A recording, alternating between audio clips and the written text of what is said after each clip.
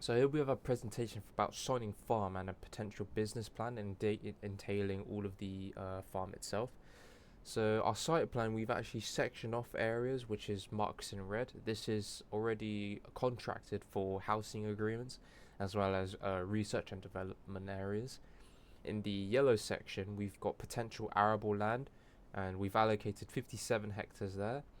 And on the blue grassland over there at the top next to the River Thames, we've got the flooding plains, which is 40 hectares. This could be useful for like grazing cattle or anything else, since it's not suitable to grow anything since it floods.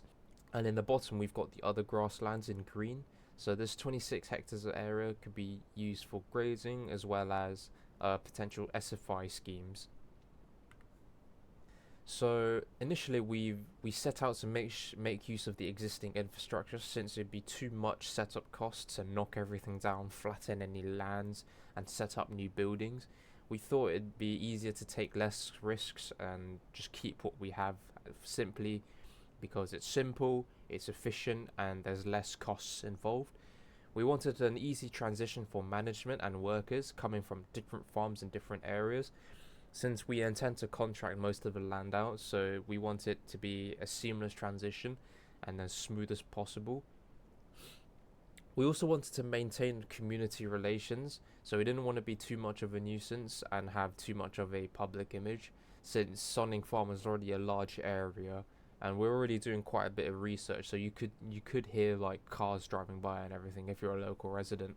So we don't want to impact it too much by setting up anything too grand like horses or even like a farm shop. Although it was in our another idea to set up a farm shop, since it's good for the local economy and it boosts it, as well as bringing in extra revenue for the actual university itself, supplying it with our own local produce. We also had ideas for like an indoor poultry unit or replace poultry with pigs. However, that's a little bit too costly, and we didn't think it's a suitable idea since Sonning Farm already had cattle, and we didn't want to have the extra input costs for flattening out the cattle sheds, building up our own suitable environment for the poultry or pigs. So instead, we just went for simplicity, and we settled for cattle instead. With our arable enterprise, we'd have a 3 crop rotation, 16 hectares of which will be allocated to beans, and another 22 for wheat, and an additional 22 for rye. For beans, we chose beans as it's good for building soil fertility, and since it's a breakup crop, it's actually good for mitigating against pests and diseases. And you can see a margin per hectare will be 450, which is quite profitable overall, 7,301 pounds. With wheat, since it's already been grown on Sonning Farm, we'd be silly not to include it into our rationale. So as it's a cash crop, with the profits being at 19,000, which is almost the same as rye and beans combined, we'd set out just to leave it as it is and just plant a total of 22 hectares of wheat. And with rye, since it's a second cereal, it's more resilient than wheat. So, and it's also eligible for some SFI schemes and countryside stewardship. So we thought we'd have rye to rotate it with wheat throughout the year, and our total arable profit will be £14,000 per year. With our beef enterprise, similar to what we have on Sonning right now, we decided to go with 161 heads per year and at an 83% outdoor graze rate. So our gross margins in total would be £37,000, which is actually 6 times higher with the grazing compared to without, since there'll be higher concentrate feed costs. And in the table on the right here, we've got stores numbers with grass and growth. So this is the number of stored cattle aged between 6 to 12 months old on an average basis between the months of January to December. And you see here that we've got an assumed rate of 30 cows at a 25% replacement rate with an average. So this will give us an average of 23 calves per month. So in the month of January, we'll start off with 23. In February, we'll order the 23, so they'll be transported from Cedar. In March, we've increased from 23 to 46. Same with April.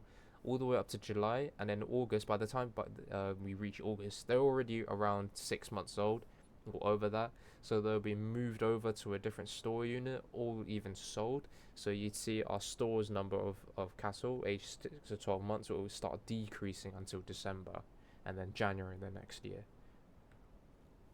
Our beef enterprise, we decided to section it off for 3 areas. So in shed number 1, we've dedicated that small shed for 0 to 3 month old calves with a capacity of 220. Once they reach 3 months old, they'll be moved over to the second shed, which stores them up to 6 months at 200. And then once they reach 6 to 12 months old, they'll be moved over to either the third shed during the winter months, or they'll be out grazing for 83% of the time, since we've only got a capacity of 100 cows for the actual third shed. So with shed rental, zone 4 will be used as a beef finishing unit with £2 per head per week at around £40,000 per year, assuming you're at maximum capacity at 390 cows for all year round, which is quite unlikely, but it's also a possibility, so we took that into account. And this shed will be rented out for potential tenants or other people who are looking to store their cows on our property. And we've also taken into account for silage, so there's a total of 60 hectares for grazing, and we've calculated that 6 hectares would be good enough for silage, or we can have it in one of the silage depots already on the farm itself. And zone 5, we've got a workshop. Since the workshop's not really being utilized to its full potential right now, we decided to leave it as it is and just charge a fair £250 per week, which is quite average for the local economy with the market as well, which gives us a total of £13,000 per year of extra revenue if it's being rented out to anyone with an interest. With SFI and countryside stewardship plans, we decided to go with these four plans. So integrated pest management, improving grasslands, planting new hedges per 1,000 meters, and manage hedgerows. So this will give us an annual return of £68,000 and is compatible with the farm itself as well as the agenda of the actual farm itself. With our sources of revenue, you can see in this pie chart here that the cattle enterprise makes up 62% of the total revenue of the farm, which is £160,000. And the other 30% or majority of the farm is the shed rent as well as the arable enterprise combined. So here's a table for the cash flow analysis.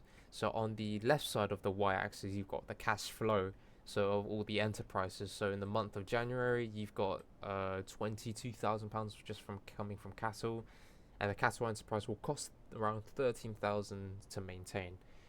You can see it dips down until June, as there's not many inputs since we're buying the calves there on a 7-month period. And in July, we've got more sales, so the cattle are being sold again. And in August, our crops are being harvested and planted and stuff, so it's gonna steadily increase until December. And on the right hand of the table, we've got the closing balance. So this is represented by the red line here. So in January, we start off with £43,000, and then it dips down to £25,000, which is still fairly reasonable, since in June we're not really having any inputs still, so having a £25,000 of just revenue is actually still pretty good. And then as businesses and sales start to pick up, we end up with £153,000 in the month of December for our opening balance in the next year. Here's a sensitivity analysis of both the beef and arable enterprise. So with the beef itself, we've got an assumed sale price and a concentrate cost. If the sale price were to decrease by the worst case scenario 15%, and concentrate feed costs will increase by 15%, we're still making £21,000, which is still fairly stable. And in the best case scenario, it will go up to 54. So it's not marginally volatile, so it's stable throughout. That's the same principle applies to the sensitivity analysis of the arable enterprise. So fertilizer spray price could go up to 15%, and the sale price of our crops could decrease by 15%. We're still making a relative £14,000, so again, still very stable, and we're not really losing anything. So now we've got all the references to all of our information. the appendices for the arable, so where we got all of our numbers from, how we calculated the beef gross margin, and the how we sectioned off the areas, how we got our numbers for the shed rental and the beef finishing unit. So here we've got the cash inflows for the entire farm, the cash outflow, and the net cash flow for the entire farm.